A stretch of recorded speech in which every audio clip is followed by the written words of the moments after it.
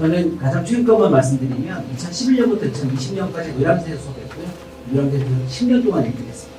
제가 정확하게 하는 얘기는 제 얘기를 믿으셔도 된다는 얘기입니다. 그 예비 고등학교 1학년 지금 걱정돼서 오신 거잖아요. 저는 고3만 20년 동안 수업했거든요. 제가 가르쳐서 의대를 간 애가 있어요. 굉장히 많습니다. 그런데요, 제가 잘 가르쳐서 의대를 간 애는 단 한 명도 없어요. 고등학교 3학년 때 처음 받으면 그 아이는 이미 의대가 아니에요.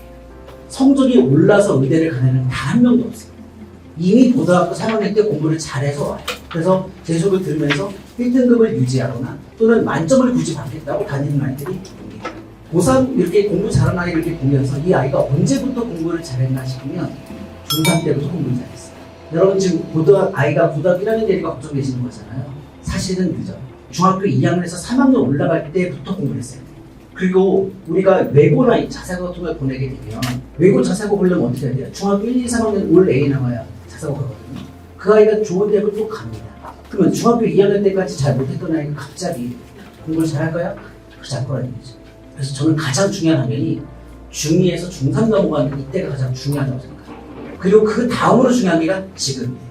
지금부터 공부 안 하면 고등학교 내내 승산이 없어요. 그럼 우리가 앞으로 중학교 2학년부터 3학년까지 공부를 열심히 안 했다면 지금부터 어떻게 공부를 해야 될지 또 어떤 내용들이 앞으로 펼쳐질지 제가 오늘 설명해 드리겠습니다. 자 보세요. 왜 중학교 3학년이 고등학교 1학년 올라갈 때 어려운지를 객관적으로 제가 보여드릴게요. 제가 어렸을 때 초등학교, 중학교, 고등학교를 다 대치동에서 다녔습니다. 그래서 저희 엄마가 이런 데를 엄청 많이 다니셨습니다. 그러면 우리 엄마가 그렇게 열심히 유설명에 다니신 게 제가 대학 가는데 도움이 됐을까요? 안 됐을까요? 1도 도움이 되지 않았습니다. 1도. 그럼 제가 왜 공부를 열심히 했을까요? 엄마한테 미안해서 했습니다. 엄마가 이런 입시 정보를 아는 것이 저에게 도움이 되지 않았지만 엄마가 함께 해주고 있다는 마음은 진짜 도움이 됐어요. 그리고 팩트를 전달해 주세요.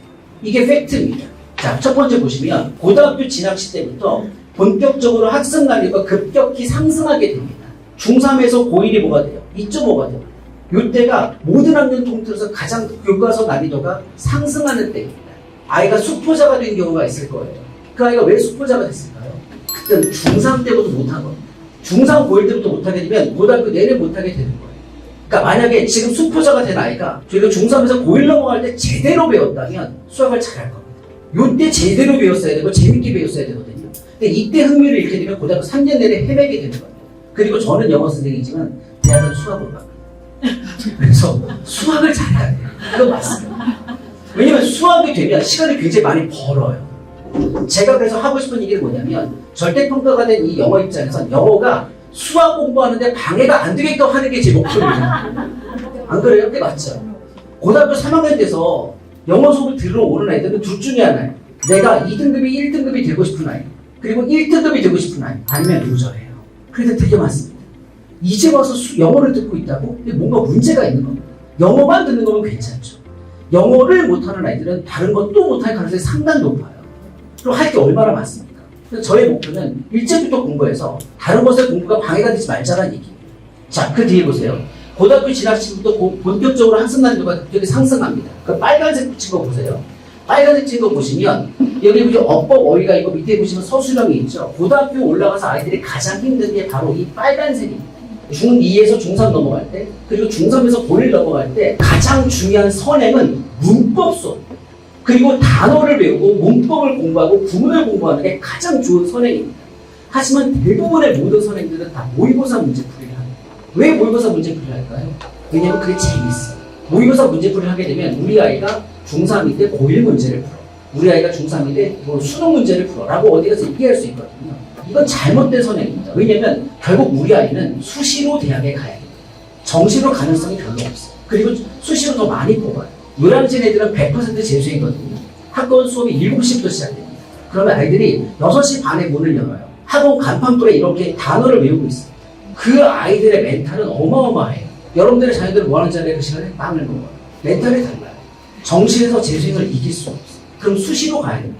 나중에 아시겠지만 우리 아이가 뭐 하나만 가지고 대학에 가겠다? 못 갈 거예요. 나는 무조건 정시야. 나는 무조건 학종이야. 뭐 하나만 가지고 그 한 가지 카드만 가지고 대학에 못 갑니다. 가장 많은 카드는 수시예요.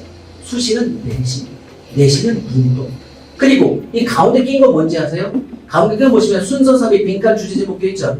고등학교 1학년 때부터 바로 수능형으로 문제가 출제가 된다는 거예요. 중3 문제하고 고1 문제는 게임이 달라요. 완전 달라요. 그래서 이때부터 애들이 어려움을 느끼기 시작하는 겁니다. 이때 미리 공부하자면 할 수 있지 않아요. 넘어가 볼까요? 이게 바로 서술형으로 이렇게 나옵니다. 여기 보시면 주어진 어휘를 모두 이용하되 필요한 어휘를 뭐해라? 추가해라 이런 말이에요. 필요한 어휘를 추가하라. 이게 중학교 때는 이런 문제가 안 나옵니다. 그 뒤에 보면 뭐라고 되어 있죠? 품사를 바꿔서 써라라고 나옵니다. 그러면 단어를 하나만 외우는 게 아니라 그 단어의 명사형, 동사형, 또용사형을 다 알고 있어야 문제를 풀 수 있다는 거예요. 어떠한 선행도 없이 이걸 할 수 있다고 저는 할 수 없다고 생각합니다. 저는 어렸을 때부터 저는 대지동에서 살았다 그랬잖아요. 저는 사교육의 힘을 굳건히 믿고 있습니다. 그리고 여기서도 공립학교를 보내는 분들이 있을 거예요. 공립학교와 사립학교는 또 수준 차이가 납니다. 이게 현실입니다. 학원에서 공부를 해야 됩니다. 중학교는요, 요거예요, 딸랑. 교과서 보면 꼴랑 외우시면 되는 거예요. 고등학교는요, 고등학교 1학년 때부터 작년 수능 문제가 출제되기 시작합니다.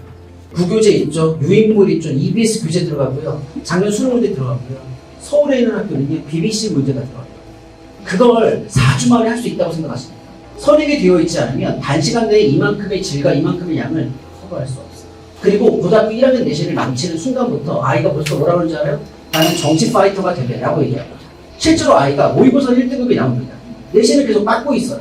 그러면 정말 우리 아이가 정말 정치 파이터인가 보다 하고 슬슬 설득이 되기 시작합니다. 여러분, 그럴 리 없어요. 왜냐면 누군가는 1등을 받고 있잖아요. 그럼 걔는 뭔가 다른 공부를 했습니까? 그렇지 않죠. 공부 방법이 다르기 때문입니다.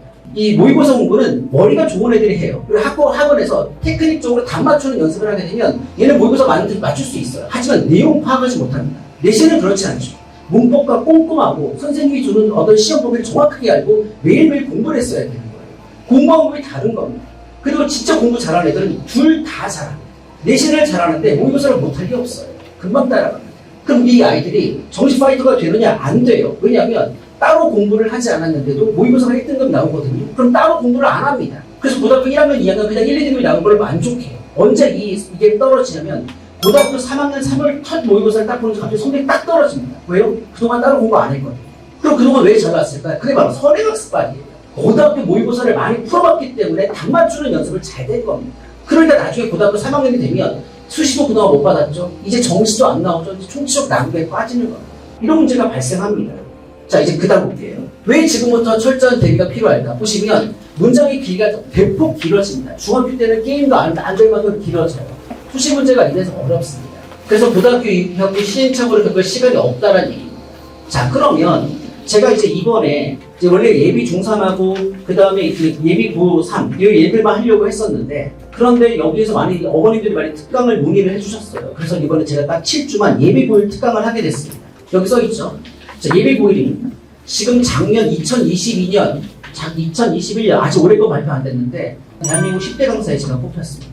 영어만 뽑혔습니다. 전 이투스 청술 대표 강사입니다. 그럼 왜 저한테 수업을 안 보내십니까? 당연히 저희서 보내줘야죠. 아니, 신발 가게에 가서 나이키 사야지 왜 공부실 살려고 하세요? 저는 여기서 유일한 대한민국 매출 1등을 찍어본 강사예요. 왜 저한테 안 보내시죠?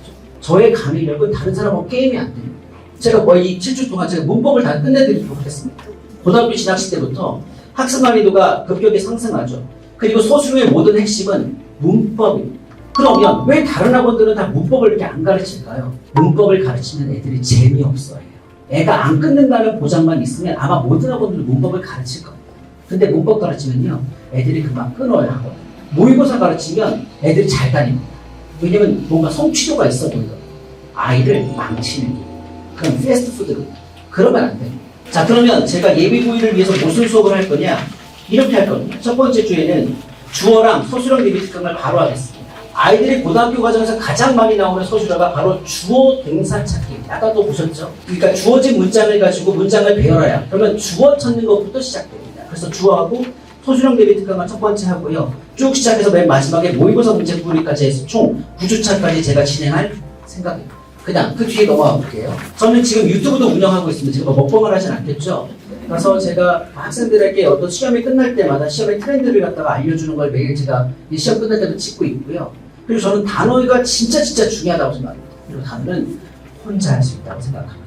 그 고등학교 1학년, 2학년 아이들이 모의고사가 3등급 이상이 안 나온다는 얘기는 그냥 단어를 모른다는 얘기예요. 단어를 많이 알게 되면 지금 현재 시스템에서 3등급은 나오게 되어 있어요. 근데 본인의 아이가 만약에 고등학생인데 3등급 이하다. 그거 진짜 못하는 거예요. 아니 4등급은 60점입니다.